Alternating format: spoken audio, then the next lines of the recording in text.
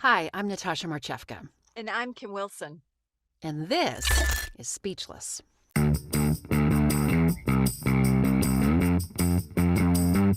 Speechless.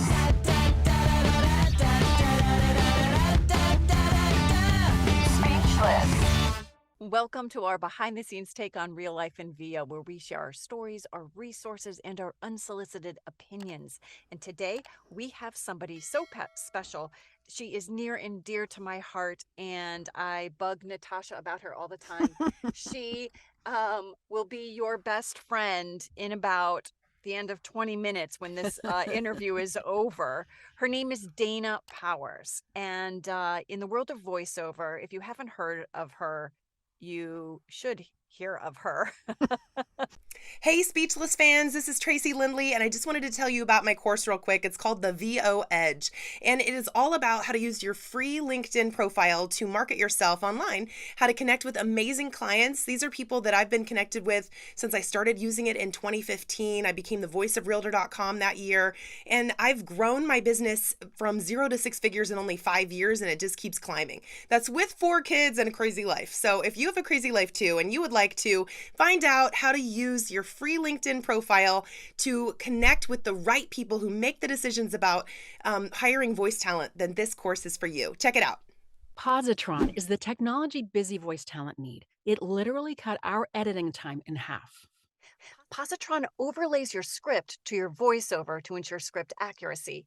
In moments, you'll discover pickups or a perfect read. Upload your script, upload your audio, and Positron does the rest. For audiobook proofing, this is a must. For e-learning and long-form narration, even one page of script. This process couldn't be easier. Positron ensures your narration is word perfect, so you can focus on your performance and delivery. Check out positron.com or email hello@positron.com for a free product demo. Voice talent need quiet. For us, quiet comes in the form of a STUDIOBRICKS booth.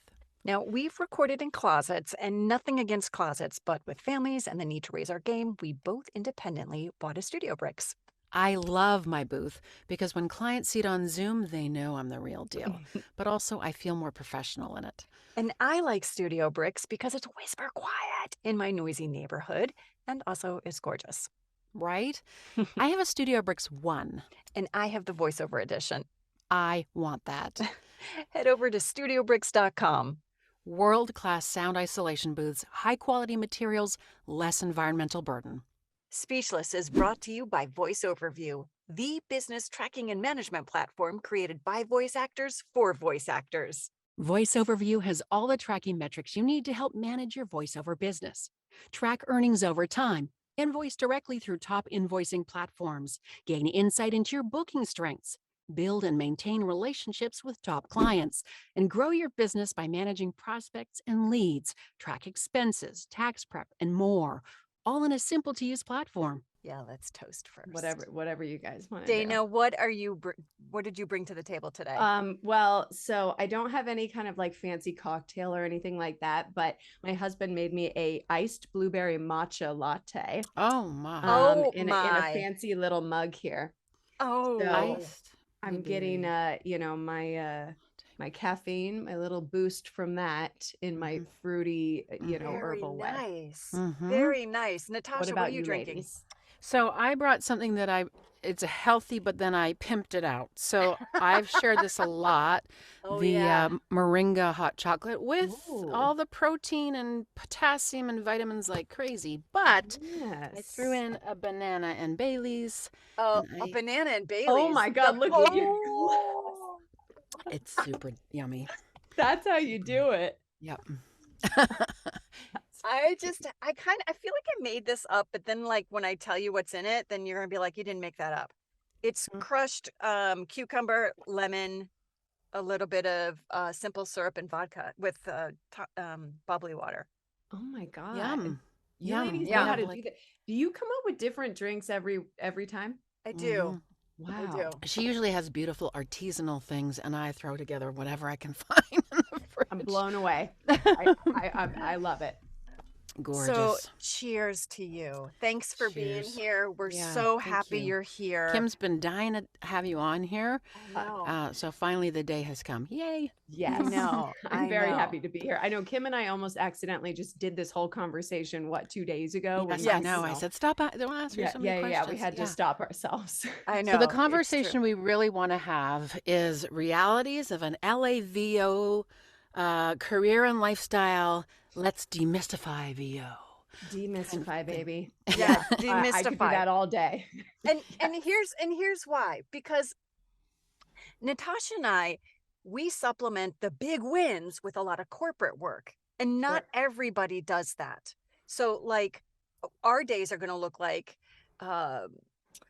doing a bunch of voiceovers, having sessions via Source Connect, doing Zoom sessions, and then a lot of our time dedicated to marketing and sending out cold emails and cold calling and trying to develop our client list.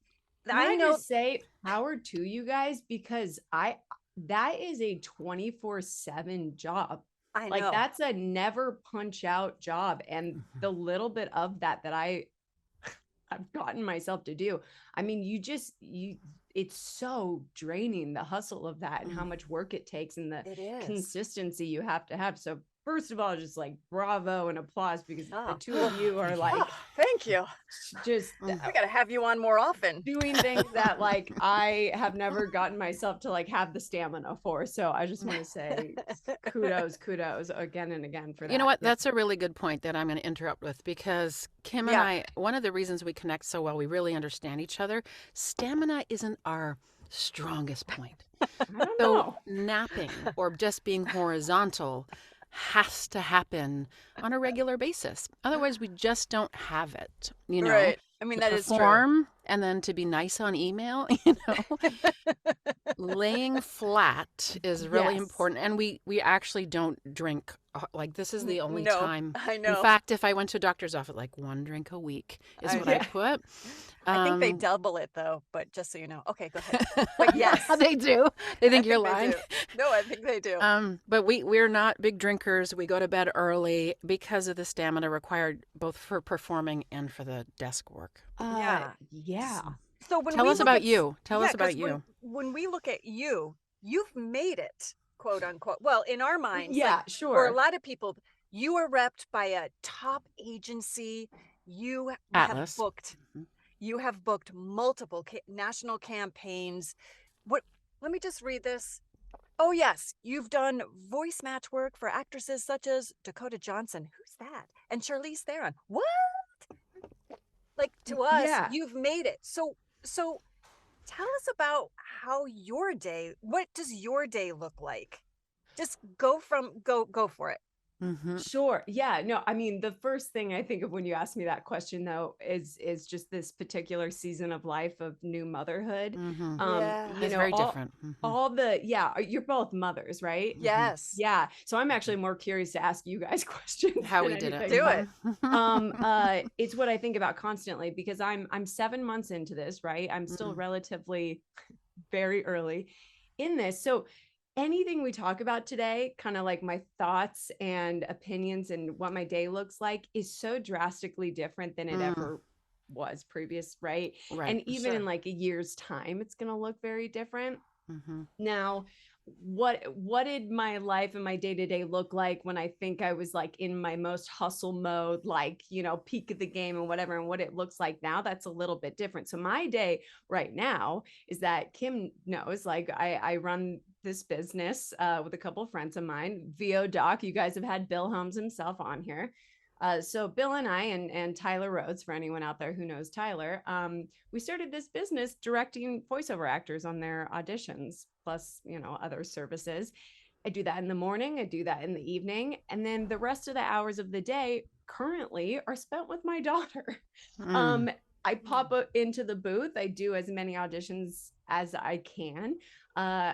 Moving at a much slower pace right now than I did previously, because I nurse a baby all day, and there's all these other things. And so that, I was just talking to my husband about this, like, I was always, and maybe I still am, I don't know. I was always a go, go, go, move, move, move. What's the next thing? What's the next workshop to sign up for? I got to grind out every single audition and I got to do them the best I can. That's the kind of person I was / am, but currently it's very different right now. And what's really interesting is that I don't mind this. And I think previous to having my daughter, I was like, man, I'm going to have her. And I bet I'm going to be like so anxious to get back to work and get back in the booth and this and that. Like I was so sure of it because I had never experienced a version of myself that was okay, like slowing down. And now, honestly, maybe I shouldn't say it on a public platform. I don't know. We can edit it.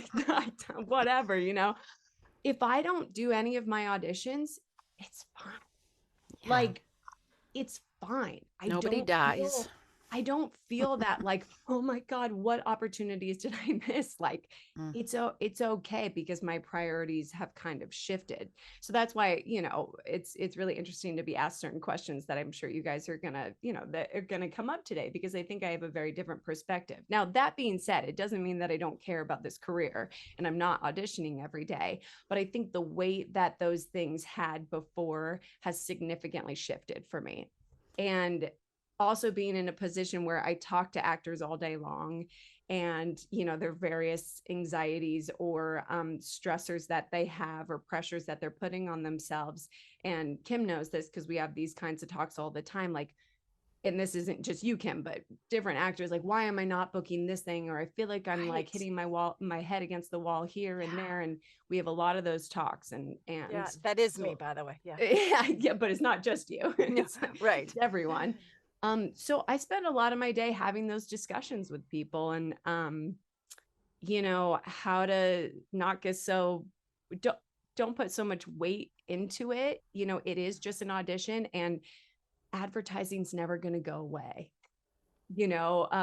Industrial videos for corporate companies are never going to go away. Toys are going to be made, shows are going to be made. All of these things are going to keep happening.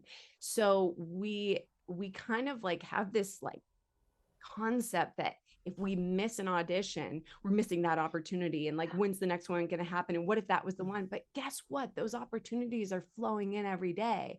And there's hundreds and thousands of them. So just like there's tons of actors out there, there's tons of auditions. And just because you're moving slower at this period of time, or, you missed them, you went on a vacation to be with your family because family should be number one or whatever it is, that's okay. There's gonna be more.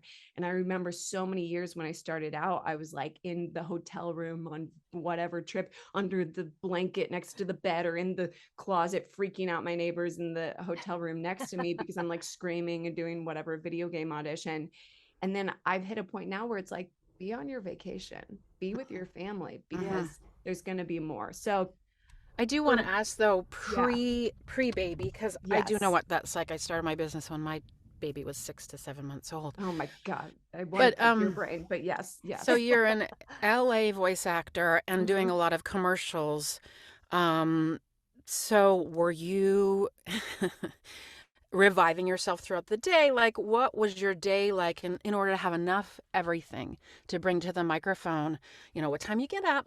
I love these details. Yes. What time did you get up and how much did you do? And then did you have lunch? Like, I really to a certain extent, I am your classic LA person in that I have like my gratitude journal. I've done the Artist Way at least 3 times. I love it. Totally changed my life. Yeah. And I've kept certain exercises from the Artist Way specifically that I will use and revisit whenever I need that little boost of inspiration. Morning pages. Have you guys done Artist Way? I love that you're sharing this. Morning pages is one of the most important tools of my life. That was something that I really, really, really connected with. And I still to this day, I think I did Artist Way like over 10 years ago.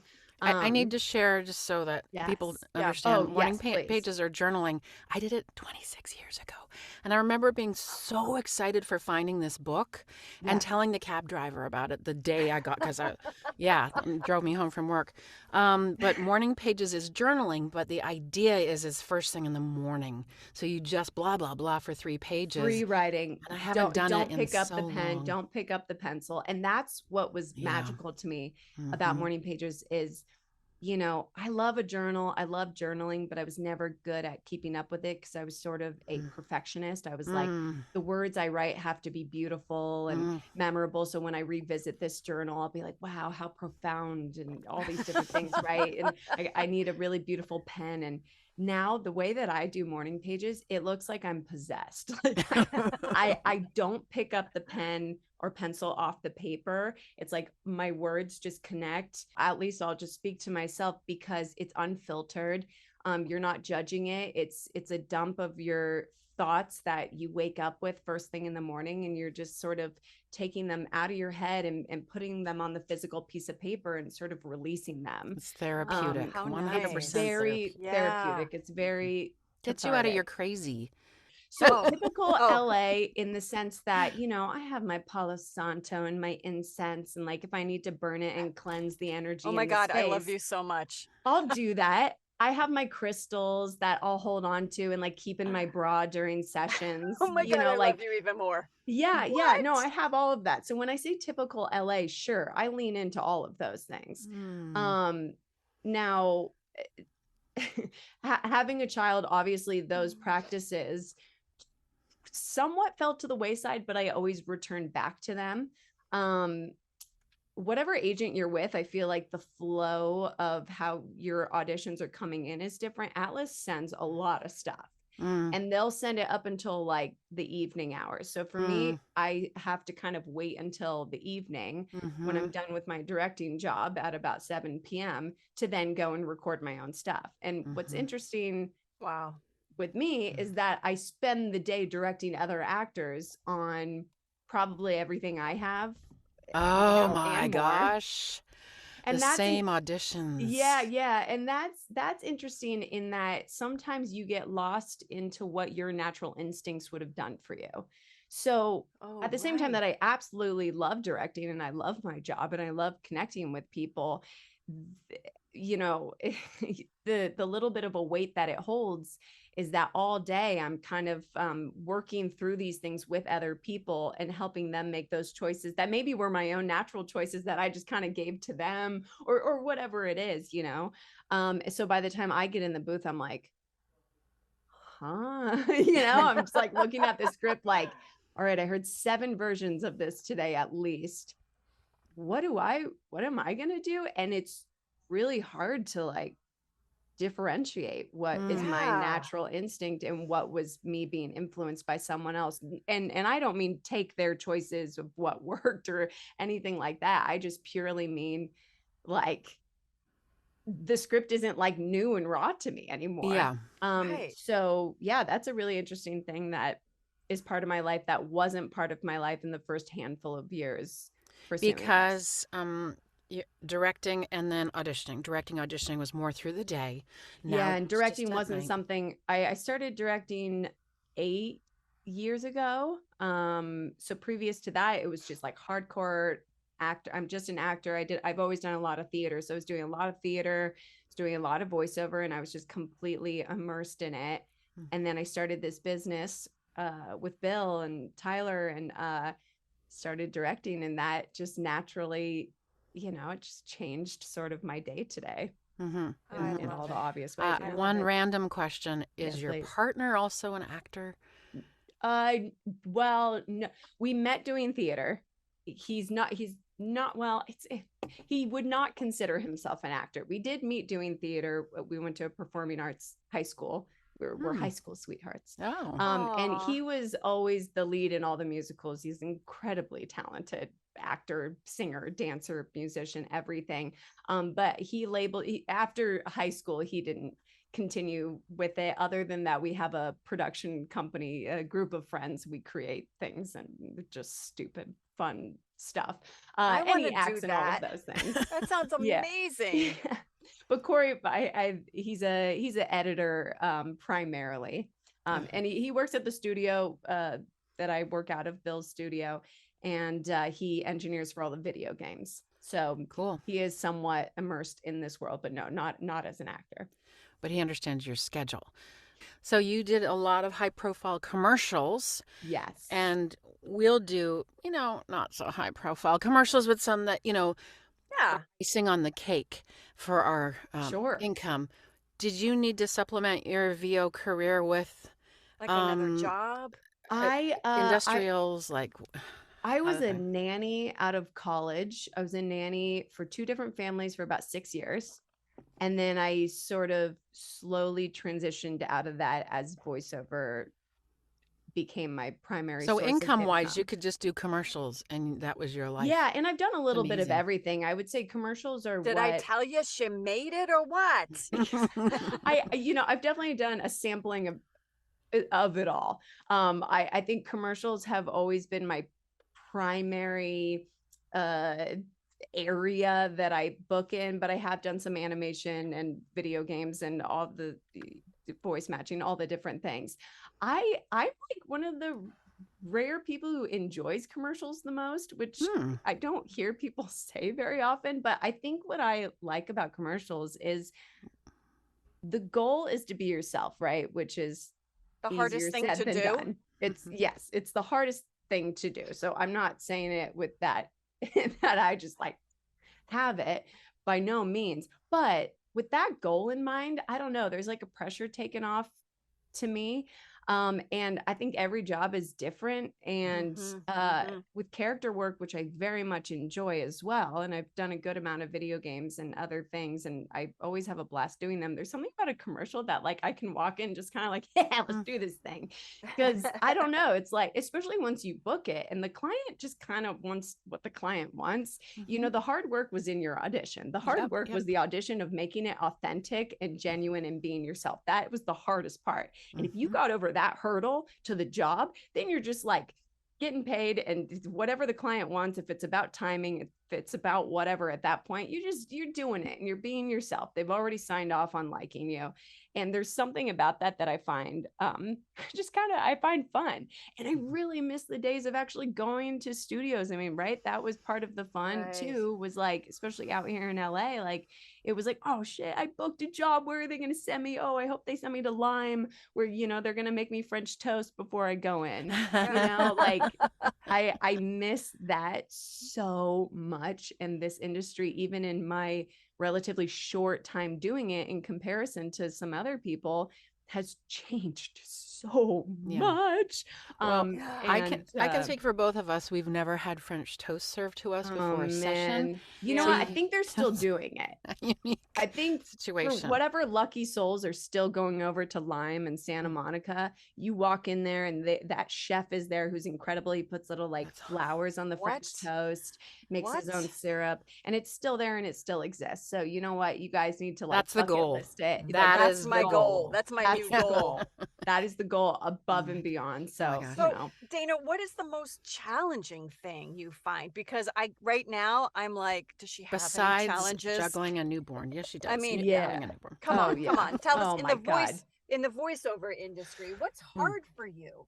Everything. I mean, everything that you guys find hard, everything that everyone finds hard. You mean the crippling anxiety and self-doubt? Yeah. I think I have less of it right now, only because I have like this baby to distract me from it. A bigger priority. Yeah, which is like, hey, maybe there's a silver lining to that. I'm sure I'll slip right back into it. The anxiety. I'm saying it'll all come back to me.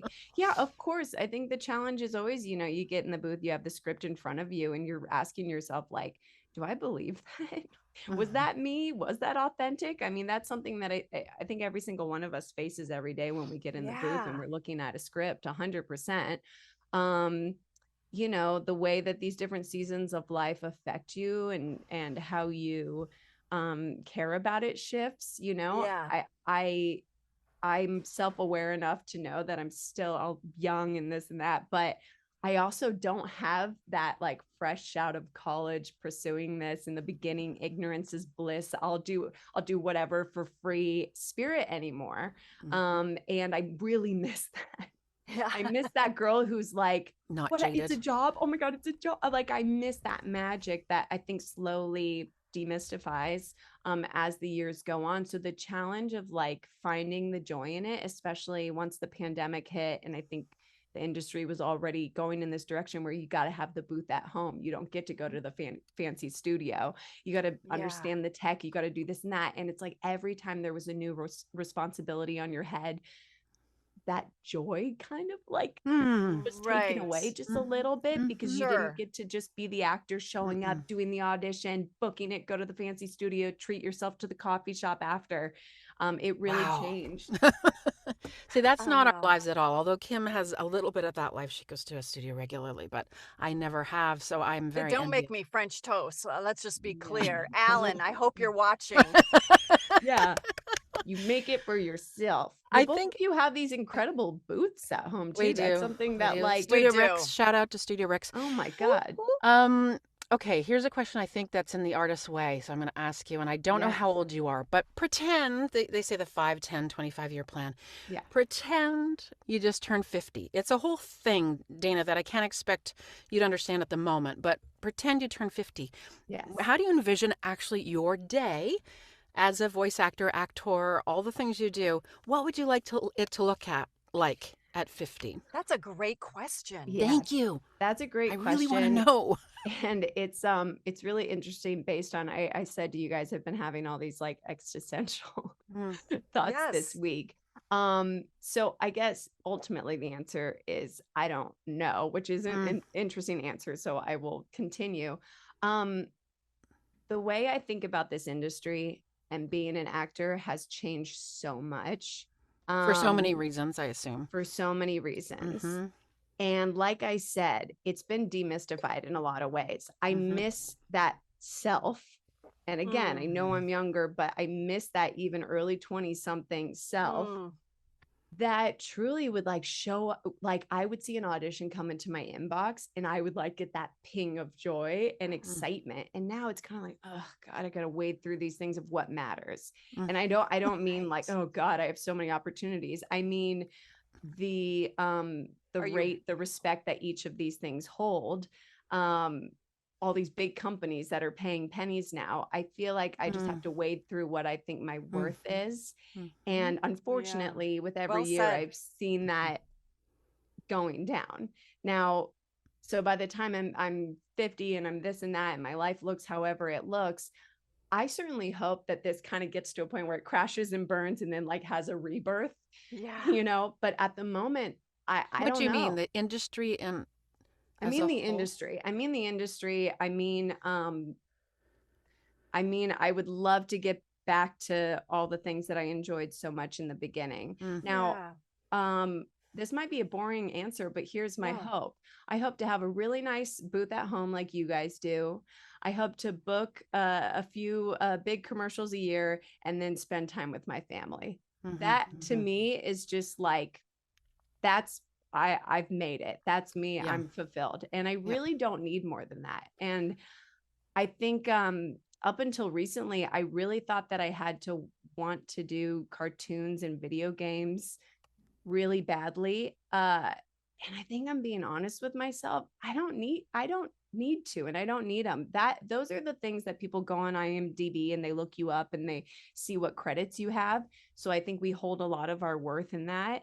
And those are the things that when people say, hey, what do you do? And you say, oh, I'm a voice actor. What have I seen and heard you in?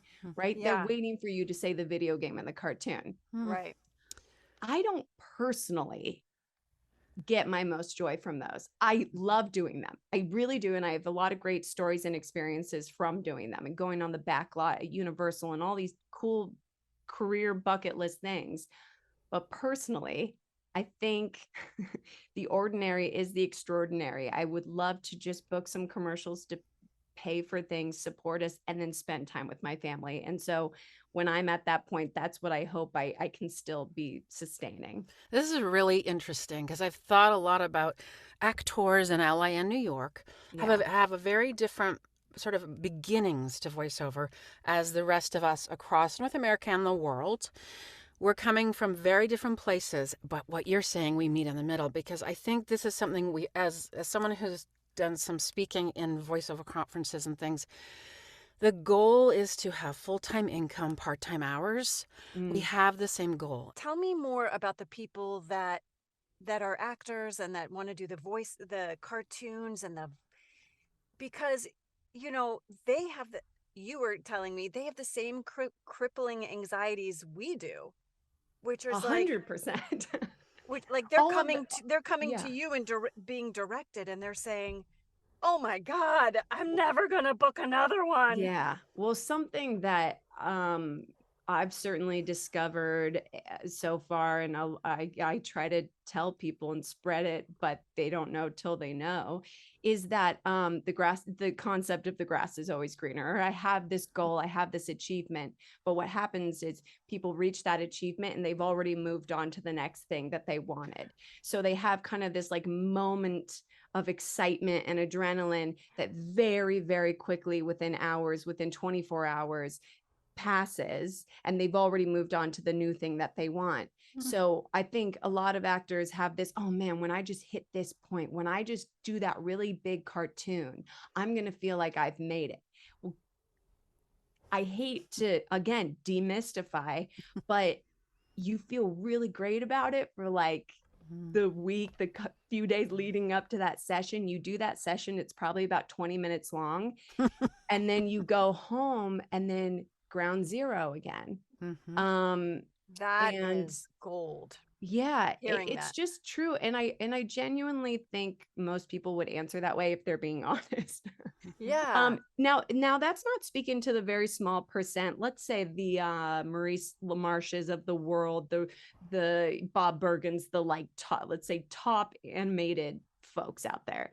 They may have a different perspective on that, and they're working in those animated roles more often. But I also know from just hanging with some of those guys at the studio, they don't really consider themselves to have made it. They still audition every day and hustle bustle and have other things in their lives. They don't sit back easy. That never happens. That's not the industry that we got into, right? Voiceover is not known as the glamorous acting job. No, it's known and as there's no the like redheaded stepchild. yeah, of yeah. acting. And I think people wait to hit some sort of like level of achievement, and then they think they're gonna like get really grounded and like not feel anxiety anymore. But if anything, sometimes it can rocket it up because people feel like, oh, I've gotten to this level, I better keep performing at that level. Or they're waiting in anticipation for the next big animated role to come in because they finally booked one, and then all of a sudden it's like tick tick tick tick and nothing's coming in.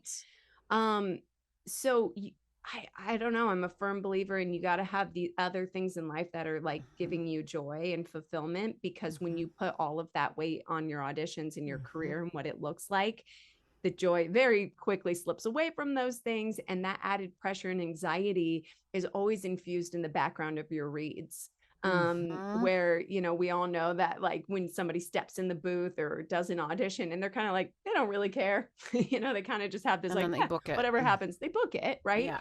Because energy is a Darn very them. real thing. Yes, and when it you're is. listening to auditions, you can hear the energy behind someone. And if someone has this easygoing, effortless, I don't really care either way energy, we tap into that because we go, oh, wow, that was really kind of easy to listen to. Where when someone's holding a certain level of tension behind their read, Pick me, pick me, pick me, pick me. yeah, no matter how strong their choices were, we hear that tension.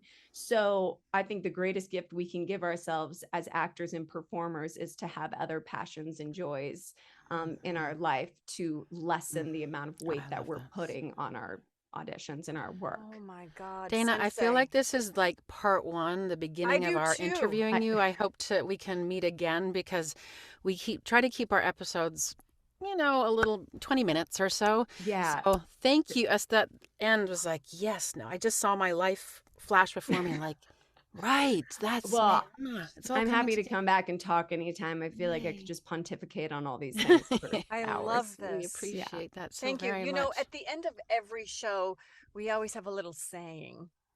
And Natasha always leads it, but I'm going to. We Okay. usually say, fuck it. Fuck it. Fuck Let's it. be awesome now. Because We've we got shit to do. That's right. I love that. Say it every day before your morning pages. I know. Thank you. Oh, I love it.